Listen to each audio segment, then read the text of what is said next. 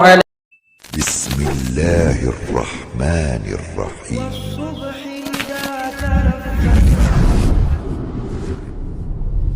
Lah sudah makan, kurang semangat.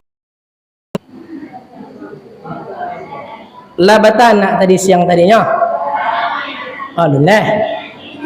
Oh, kalau ada nasi belakang ndak tolok lamu-lamu nampak aku dah. Wa ulang sekali lihat. Assalamualaikum warahmatullahi wabarakatuh. Bentuknya bukan karena ndak makan, tapi memang lombiok. Jadi memang ama awakku memang kelembutan tu ada pada mereka. Terlalu lombiok pula. Itu loh, masya Allah. Yang sebelah kiri apa-apa kok kurang jodoh ngau suara. Mungkin awak husnuzan dalam hati dijawab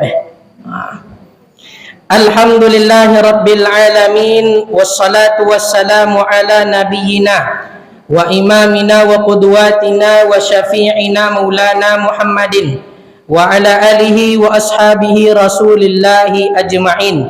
Subhanaka la ilma lana illa ma 'allamtana innaka antal alimul hakim. Allahumma inna nas'aluka fahman nabiyyin wa hifdzal mursalin wa ilhamal malaikatil muqarrabin. Allahumma aghnina bil ilmi wa zayyinna bil hilmi wa akrimna bit taqwa wa jammilna bil afiyah. Masyarul muslimin wal muslimah, bapak ibu, ama ayah, saudara-saudari sekalian yang semoga senantiasa dirahmati oleh Allah Subhanahu wa taala.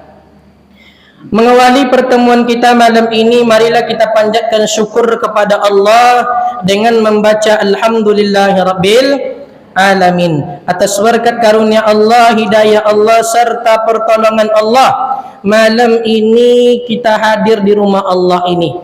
Kalau untuk wirid ama-ama mungkin lah kodok, tapi kalau wirid umum iko sekali ko bu malam pertama mau disiko. Ambo berharap kepada Allah Subhanahu wa taala tidaklah kita keluar dari pintu masjid ini nantinya melainkan kita berdoa kepada Allah dosa-dosa kita diangkat oleh Allah. Kalau ada di antara awak yang sedang sakit, keluar kita dari majlis ini nantinya penyakit kita diangkat oleh Allah. Kalau ada di antara ama apa yang sedang payah ekonomi, susah CPT, awak nak pergi motong mulai hujan jam 5 sore, berhenti jam 12 malam. Tak bisa pergi motong pagi besok dah. Kadang zoki itu nyurang tak dari siko, dari situ pula datang. Awak berharap kepada Allah yang sedang ekonominya sulit, semoga keluar kita, bubar kita dari majlis ini nantinya, ekonomi kita, persoalan kita, masalah awak bersama dimudahkan oleh Allah Subhanahu wa taala. Amin ya rabbal alamin. Jemaah sekalian, kemudian salawat beserta salam semoga selalu tercurah kepada baginda Nabi Muhammad sallallahu alaihi wasallam. Semoga dengan kita memperbanyak salawat kepada baginda Rasul, nantinya di hari kiamat kita mendapatkan syafaatnya. Bapak, ibu, ama ayah, saudara-saudari sekalian yang semoga senantiasa dirahmati oleh Allah. Mungkin malam ini banyak kami dapati di masjid kita wajah-wajah asing. Kalau ama insyaallah lah kenal lambo sodonya. Ama yang kenal lambo, ambo nak kenal ama dah. Orang tua ambo cik-cik nama ama. Tapi kalau apa betul-betul ndak kenal lambo dah pak. Jadi malam ini sebelum awak mulai ceramah, dikatakan oleh pepatah tak kenal maka tak sayang. Jadi supaya jemaah sayang sama ambo, malam itu awak kenal. Mana tahu ada ibu-ibu waktu wirid tidak datangnya doh. Karena kalau wirid siang hari itu litak banyak yang tidak datang. Itu cuma malam kau datang. Mana banyak jual boteng mama asing. Banyak asing. Siko dia tapi tidak kamu soji waktu wirid Asia doh. Jadi wirid malam kau datangnya. Jadi perkenalkan nama ambo bapak ibu, nama kami Al-Sabil Hidayat. Al-Sabil Hidayat. Siapa mak? Al-Sabil Hidayat. Kami tinggal di dusun Pulau Belimbing 2, Desa Persiapan Pulau Belimbing, Kecamatan Kuk. Kalau itu Umah Amak dan Ayah Ambo. Kalau kini kami sedang merintis program Ruqyah Syar'iyah dan insya Allah program Tahfidzul Quran pesantren di Bangkinang di Jalan Cik Ditiro insya Allah. Jadi sedang pembangunan, semoga kedepannya dimudahkan oleh Allah Subhanahu wa taala. Amin ya rabbal alamin. Kemudian nama ayah kami Uzai, nama ayah kami Zainuddin atau Uzai. Kalau apa anda antu sama ayah kami di Pasau itu ada namanya roti canai Ijun. Jadi Ijun itu apa kami. Kemudian amak kami namanya Suryani, panggilannya Ani. Dan insya Allah kami akan melanjutkan sekolah ke Universitas Islam Madinah di Saudi Arabia. Jadi alhamdulillah sudah lulus dan tinggal keberangkatan. Semoga visa kami selesai dan kami bisa berangkat ke kota Nabi Madinah Al-Munawwarah. Mohon doa dari Bapak Ibu. Di antara sodo banyak awak di masjid kok, entah salah satu di antara awak doanya makbul di sisi Allah. Berdoa mak sama-sama, ya Allah mudahkanlah Buya Sabil. Sodo mak berdoa. Entah mungkin doa uwa belakang tu pula dikabulkan di Allah. Jadi doa untuk saudara kita itu makbul di sisi Allah. Ama ayah kami yang semoga senantiasa dirahmati oleh Allah Subhanahu wa taala. Kami 2-3 hari ke Bapak Ibu jadwal padat sampai tadi sebelum komai kami mesti ceramah ibu-ibu di Kampung Panjang.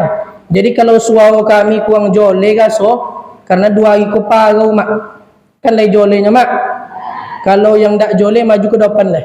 Biasanya yang basandau tu sakit uge tu. Nah. Sodoh. Parah tu mak. Itu berselogo tu nyo. Kau boleh masuk hati tunggulah bodi tukang parkir tu ikut. Apa ya kau ni? Ama ya kami yang semoga senantiasa dirahmati oleh Allah.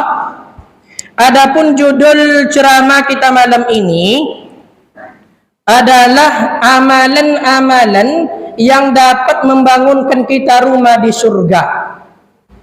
Amalan-amalan yang kalau kita lakukan amalan-amalan ini Bapak Ibu sekalian, maka kita akan dibangunkan oleh Allah rumah di surga. Jemaah sekalian, Bapak Ibu, ama ayah, saudara-saudari yang semoga senantiasa dirahmati oleh Allah. Kami 2 tahun di Bangkinang mengajar di pesantren. Namanya Pesantren Al-Amanah Al-Islami. Desa Ridan Permai, Kecamatan Bangkinang Kota, Dokek Kantor Bupati. Dulu Bapak Ibu jemaah sekalian, kami teringat dengan salah satu peristiwa. Ada sekeluarga ku uwo datuk sama cucunya, menantu sama anaknya nak nantu kami ke mana paido. Tapi di dalam rumah tu datuk ninyok sama cucunya ada rumah tu.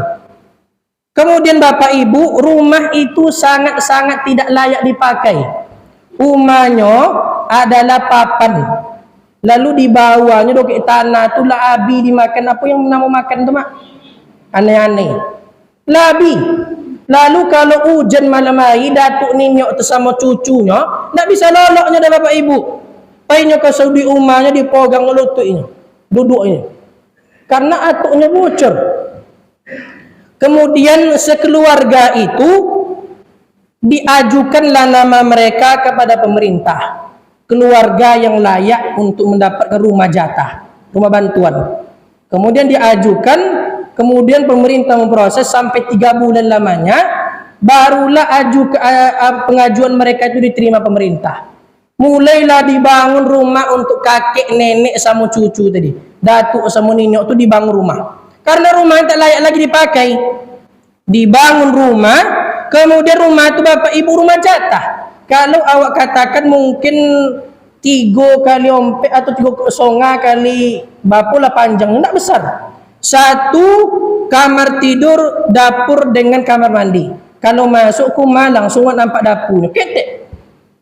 Setelah dibangun rumah itu, dipanggillah nenek sama datuk sama cucu tadi. Ya, datuk. Iko rumah baru kalian. Lalu ketika nampak rumah barunya Bapak Ibu jemaah sekalian, bahagialah nenek tadi. Saking bahagianya sujud ini niat tadi ndak bangkit di sujud ileh. Sanan pingsan ni niat tu. Pingsan saking bahagia karena mendapatkan rumah di dunia, jemaah sekalian. Namun kita akan diberikan oleh Allah rumah di surga kalau kita melakukan amalan-amalan ini. Bapak Ibu, amalan-amalan ini sebenarnya sering kita lakukan. Kodok wak baca amalan itu, kodok wak buat, tapi awak ndak tahu ternyata amalan ini, di belakang amalan ini penuh dengan keutamaan yang besar. Godang pahalo awak ndak juga nontu do, kodok wak baca, kodok wak baca, kodok wak buat, tapi awak ndak nontu ternyata amalan ini dapat membangunkan kita rumah di surga, jemaah sekalian. Maka dikatakan dalam hadis sahih riwayat al-Imam Muslim, disahihkan oleh al-Imam Al-Albani namanya, bahwasanya Nabi SAW itu Bapak Ibu pernah bersabda kepada para sahabatnya. Apa kata Nabi? Wahai para sahabatku, kata Nabi, sesungguhnya di dunia, sesungguhnya di surga itu kalian akan mendapatkan satu rumah, satu pintu. Jadi mak kalau mau soji awak berapa pintu banyak. Tapi kalau di surga itu kata Nabi, di rumah surga itu satu doang pintunya. Cik Umar, cik pula pintu. Lalu para sahabat itu bertanya, ya Rasulullah, berarti kecillah pintu rumah, berarti kecillah rumah di surga itu ya? Cik pintunya. Kami juga kadang ada dua, kadang ada tiga. Amak bapa Umar pintu mah. Bapa? Ada yang empek. Banyak pintu. Kalau di surga itu satu pintunya. Lalu para sahabat bertanya, Rasulullah, kata dia, kalau di surga itu satu pintu, satu rumah satu pintu, berarti kecillah rumahnya itu. Maka Nabi mengatakan, jemaah sekalian, andaikan kalian tahu, kata Nabi, babul baiti fil jannah, rumah di surga itu pintunya seperti apa, maka dikatakan jemaah sekalian, diangkat oleh Nabi pelepah kurma itu, Pak. Diangkat oleh Nabi, diibaratkan dengan pintu rumah. Nabi mengatakan pintu rumah di surga itu sudut dengan sudutnya. Kalaulah seekor burung tobang ni nyongge tadi nanti unggenya, ambo kalau PK Pariaman ambo sobi ungge bongi yang tu apun. Ambo waktu itu ada salah satu safari dakwah kami ke Lubuk Alung namanya di Pariaman tu. Jadi ambo nampaklah ambo unggenya bonginya mak. Jadi kini ambo lah mulai ambo hati-hatinya bi ungge tu. Jadi kalau ambo ceramah kemarin di Polres Kampar, ambo sekali setiap hari Senin pada pekan pertama jadwal kami ada di Polres Kampar. Pona kita sobi di ambo ungge tu bonginya. Amat tahu ungge kan? Ungges. Apa bahasa Indonesia? Burung. Jadi Bapak Ibu, andaikan seekor burung itu ungge tadi itu tobangnya dari sudut pintu kok menuju sudut pintu sebelah kiri pintu surga itu Bapak Ibu, maka burung itu akan sampai ke sudut berikutnya kalau memakan waktu 70.000 tahun penerbangan. 70 tahun baru sampai situ. Kalau pintu awak berapa tahun sampai? 2 langkah. Kami rumah kami tak pintu dah buyanya. Itu payah tu. Tapi pakai apa mak? Pakai token ni tu tobang langsung. Beda tu. Jadi jemaah sekalian, besar jemaah sekalian, rumah di surga. Ibaratlah kita bayangkan jemaah sekalian, kata Nabi SAW, hadis ini diriwayatkan oleh Imam Abu Dawud. Nabi mengatakan, andaikanlah salah satu dari pernik tubuh bidadari surga itu mak jatuh ke dunia kok, dikatakan hadis lain itu air liurnya. Kalau air liur bidadari itu jatuh ke dunia, brosio dunia langsung. Kalau air liur mak di bayi pun amuk dah. Begitu. Jadi jemaah sekalian semoga senantiasa dirahmati oleh Allah. Ada beberapa amalan kalau kita kerjakan amalan ini, maka kita akan diberikan oleh Allah rumah jatah di surga. Jadi apa saja amalannya? Pertama, membaca suratul Ikhlas.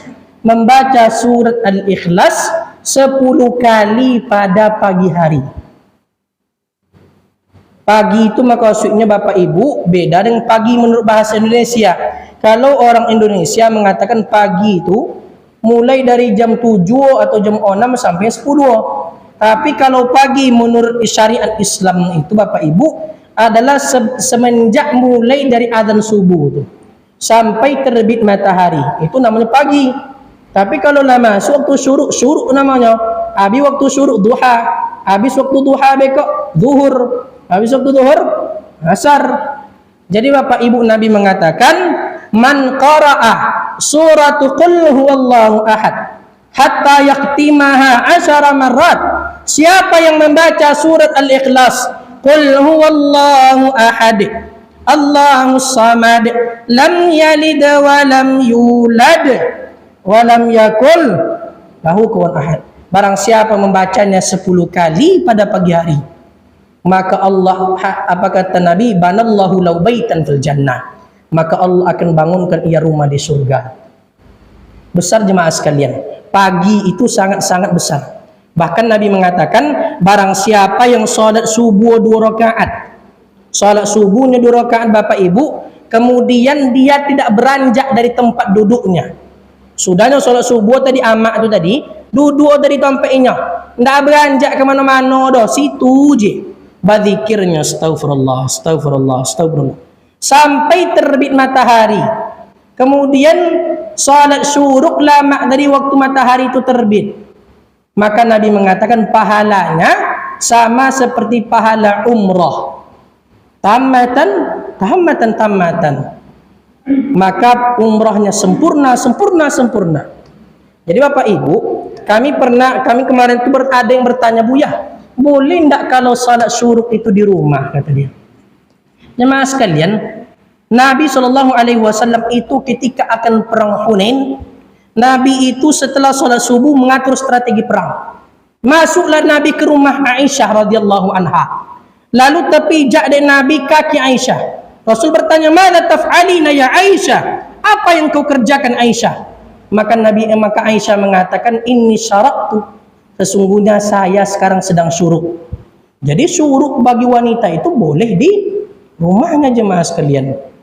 Jadi siapa nak pahala umrah, maka salat syuruk. Tak perlu amal umrah itu di sama situ tu entah masih ada tanda ada pamflet umrah. Ambon ndak lo iklan ke Bapak Ibu.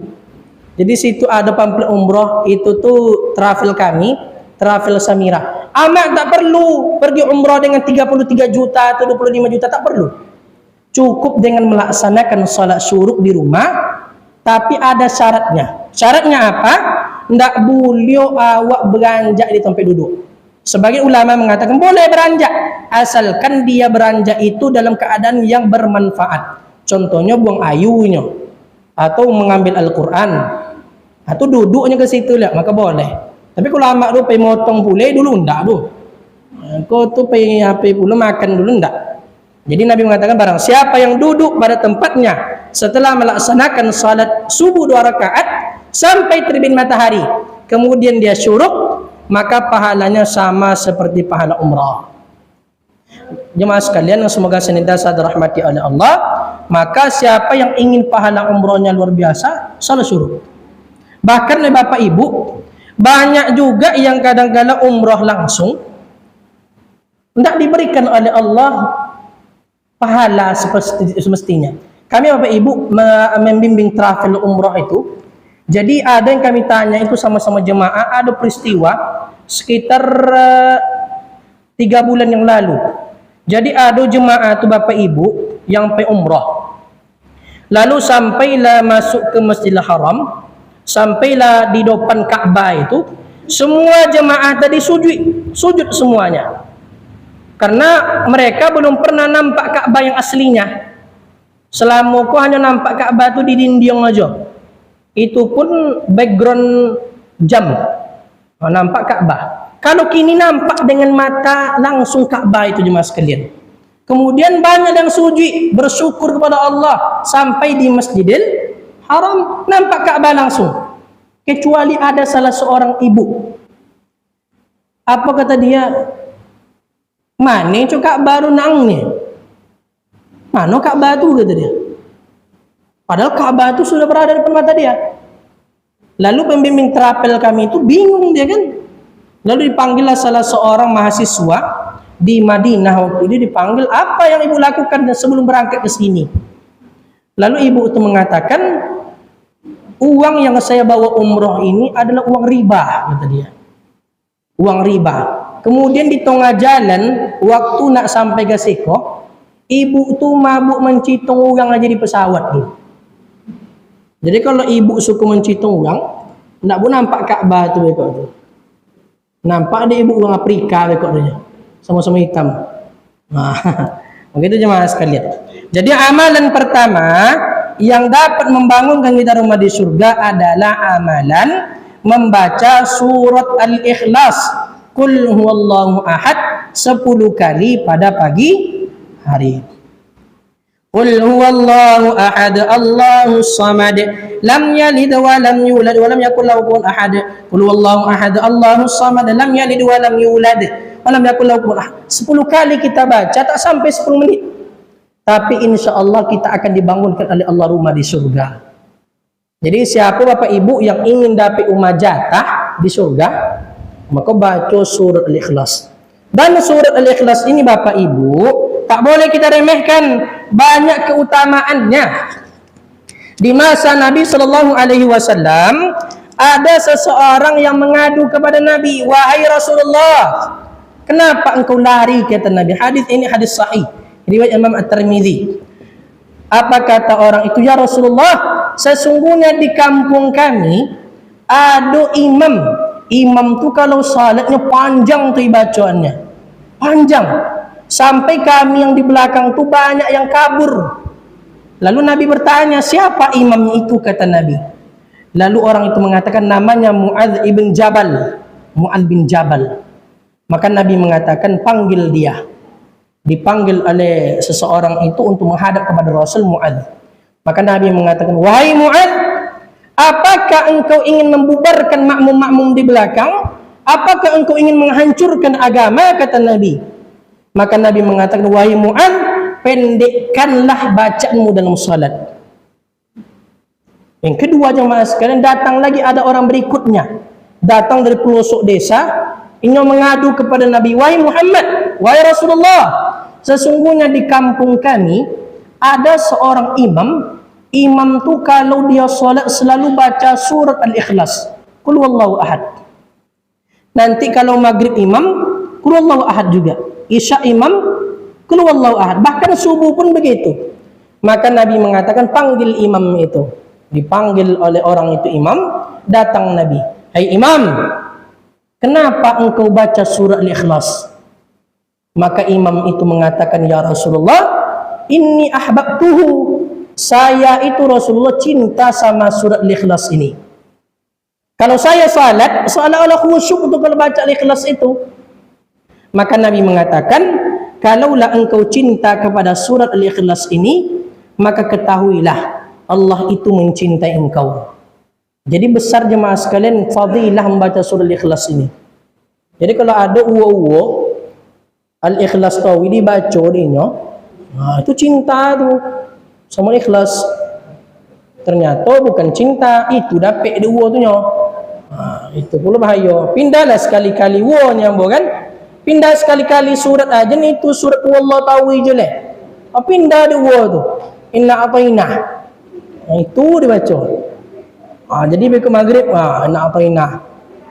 Pindahlah buya. Iya rakaat ke pertama apa mu? Apa?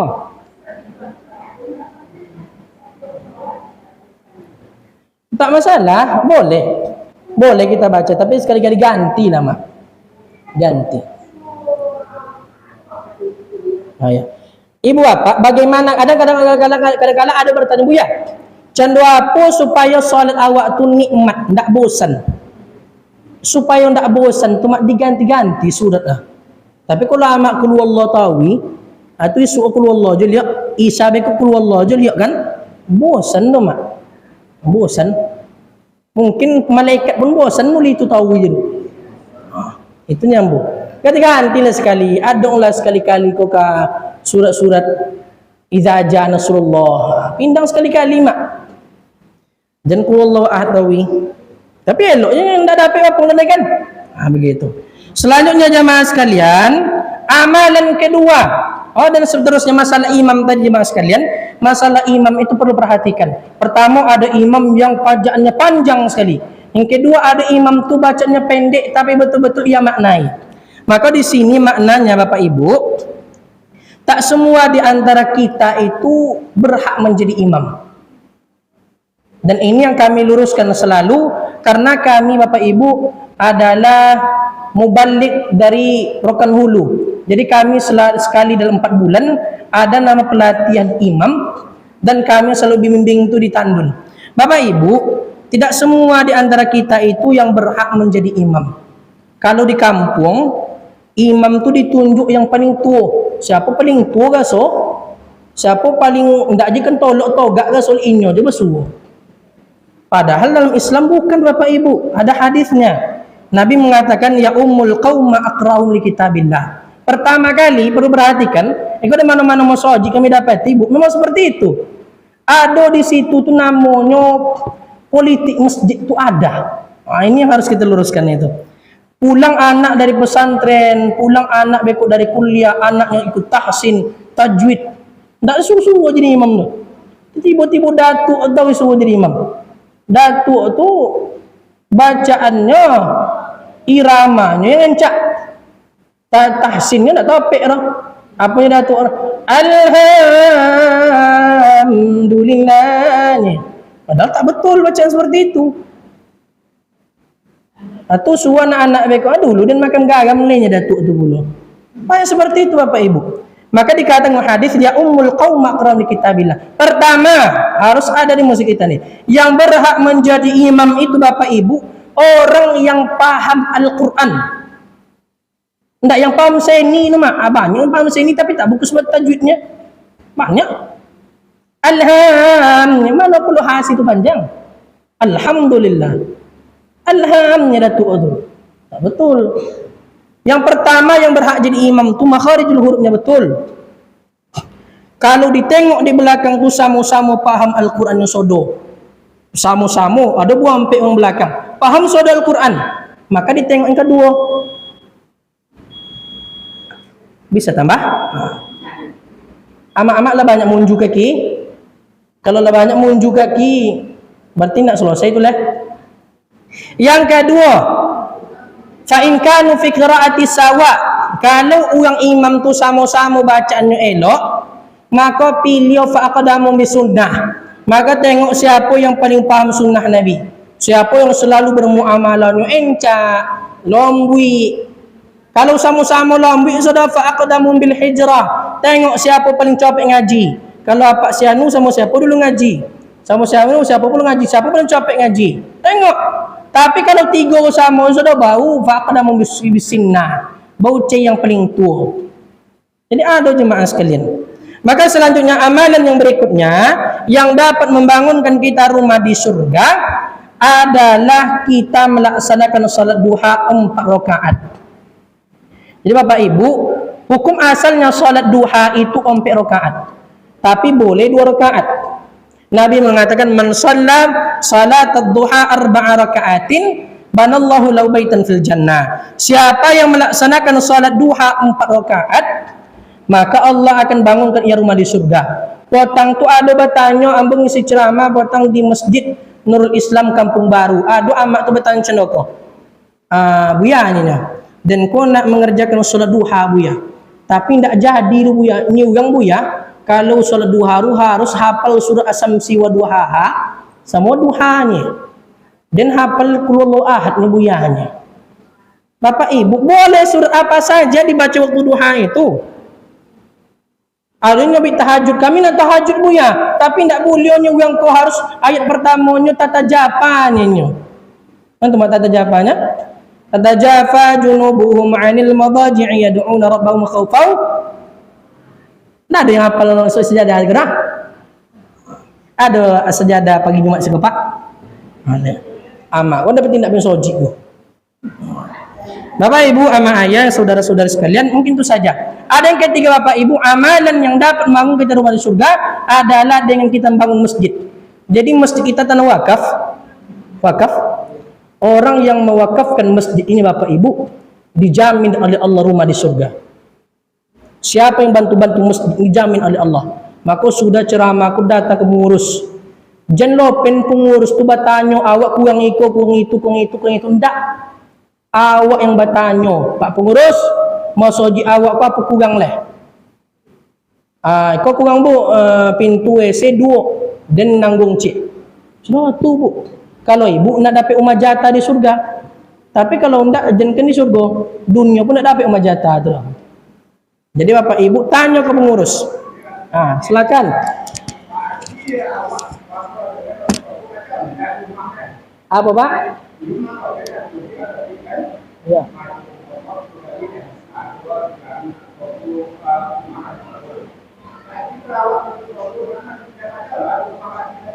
Ambo kurang jelas suara Pak tadi. Apa kata tadi ya? Apa Pak kurang jelas Pak? Iya. Iya.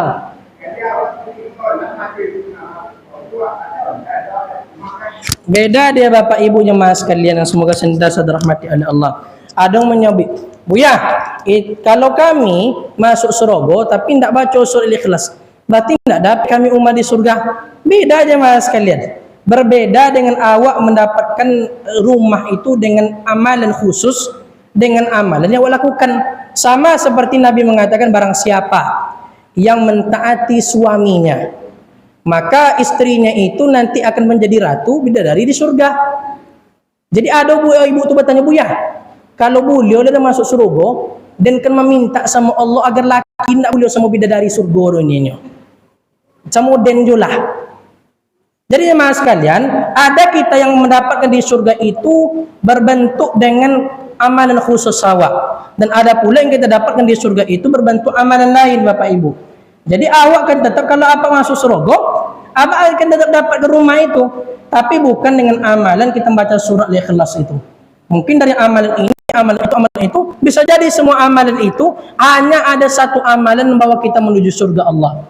Maka awak mencari rahmat Allah itu banyak Bapak Ibu. Dicari rahmat iko, cari rahmat itu. Karena tidak semua di antara amalan kita yang membawa kita ke surga Allah. Mungkin ada 1-2 di antara amalan kita yang membawa kita menuju surga Allah SWT. Jadi begitu Pak Haji. Jadi kalau awak lah masuk surga itu, tidak juga baca surah Ikhlas itu, pasti tidak akan dapat rumah di surga itu. Tapi berbeda dengan amalan khusus begitu Haji. Wallahu a'lam.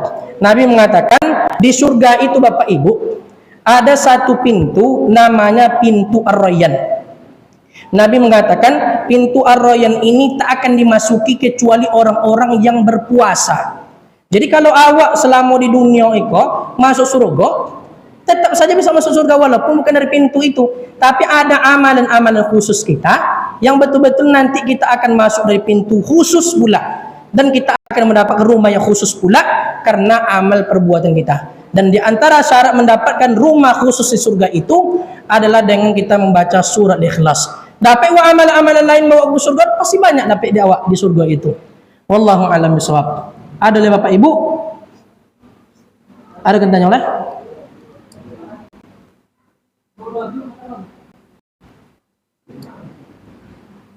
Apa Pak? Ya Ibu, kalau tidak ada yang tanyakan, mungkin kami tutup, langsung kami tutup. Di sini kami akan menyampaikan tahun dakwah. Tahun itu menolong dalam hal kebaikan. Jadi Bapak Ibu sampai tadi sore kami selalu menggiatkan namanya program ta'awun. 2 minggu sebelum hari raya Idul Adha kami berdakwah ke pelosok pedalaman Kecamatan Kampar Kiri. Jadi Kecamatan Kampar Kiri itu Bapak Ibu ada suku namanya suku Sakai, suku Bani, suku Talang Mama. Kalau Bapak Ibu pergi ke suku itu, pedalaman pelosok itu, maka Bapak akan dapati orang pakai celana, pakai celana, tidak pakai baju, suku Sakai. Lalu kalau nak masuk pelosok pedalaman itu harus naik sompan 7 jam perjalanan. 7 jam di atas danau itu. Lalu sebelum masuk ke danau itu, masih di perumahan warga, ada salah satu pesantren khusus anak yatim, pesantren duafa, pesantren dan orang pesantren yang tidak jelas status orang tuanya. Jadi anak santri tadi tidak nonton mano ayah mano amaknya doh, dapat di jalan kadang-kadang bawa ke situ. Dan pesantren itu tidak diperhatikan oleh pemerintah karena pesantren itu adalah pesantren yang tidak ada ijazah.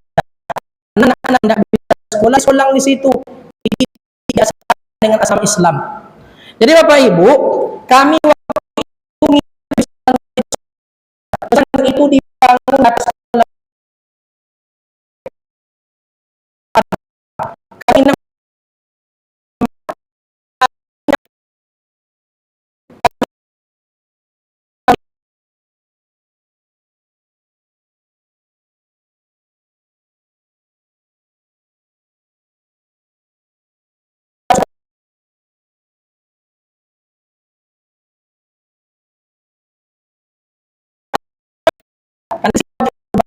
kami orang, kami tes bacaan Al-Qur'annya, ternyata luar biasa.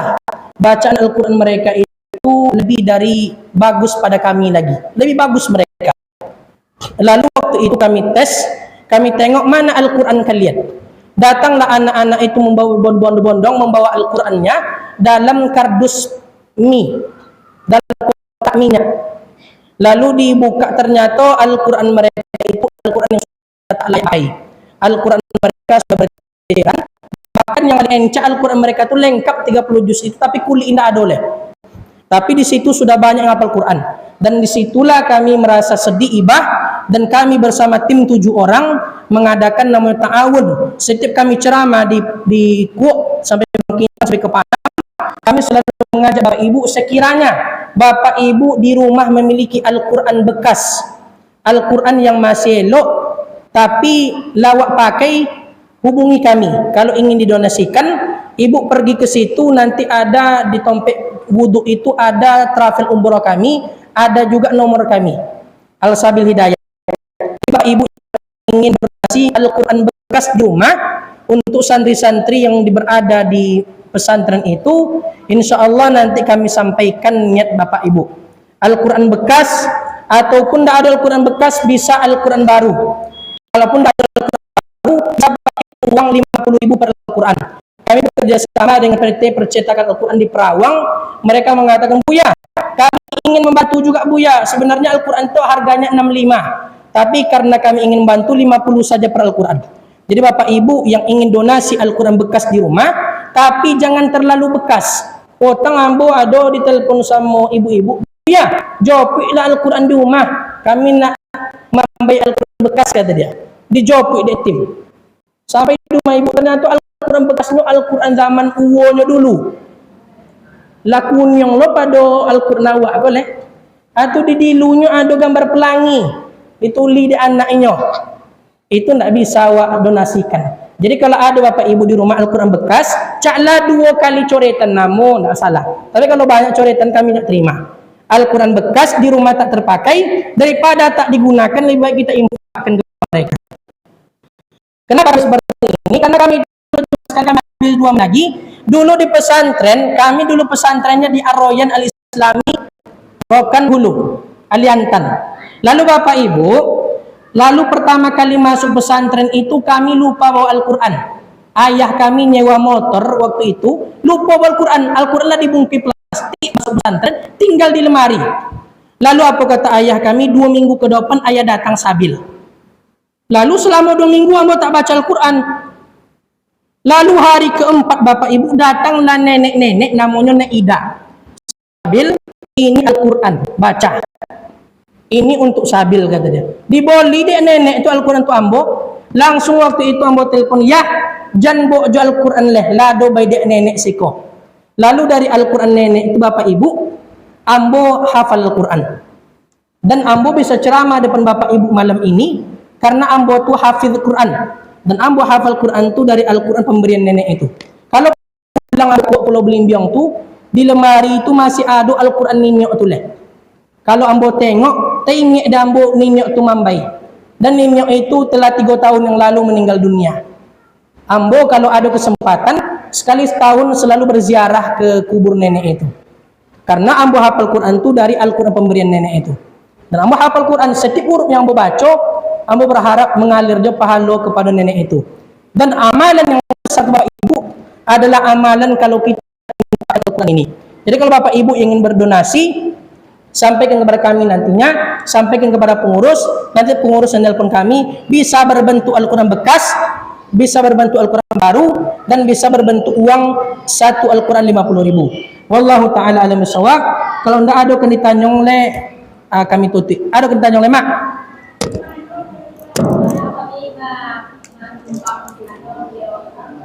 Menyumbang bisa ditelepon kami. Telepon bekok dijawab rumah. Manapun rumah ibu bisa jawab bekok. Atau lewat pengurus bekok bisa aja, atau salah satu ibu dikumpulkan kepada salah satu ibu, nanti ibu nyampaikan kepada kami. Ibu yang biasa nelpon ambo tuh mana tuh? Ibu R ya. Sama ibu saja. Wallahu alam. Nanti ibu menelpon kepada kami. Kumpulkan Al-Qur'annya atau uang kepada ibu, nanti ibu R yang nelpon kami. Wallahu alam. Mungkin kalau tidak ada yang ditanyakan, kami mohon dimaafkan. Kalau ada salah mohon dimaafkan. Kalau tersinggung hati ya so, memang ceramah itu untuk menyinggung. Yang buruk tersinggung jadi elok. Jadi kalau ada yang tersinggung so, tersinggunglah. Bila itu bila daya, waridha'i wan nihaya. Assalamualaikum warahmatullahi wabarakatuh.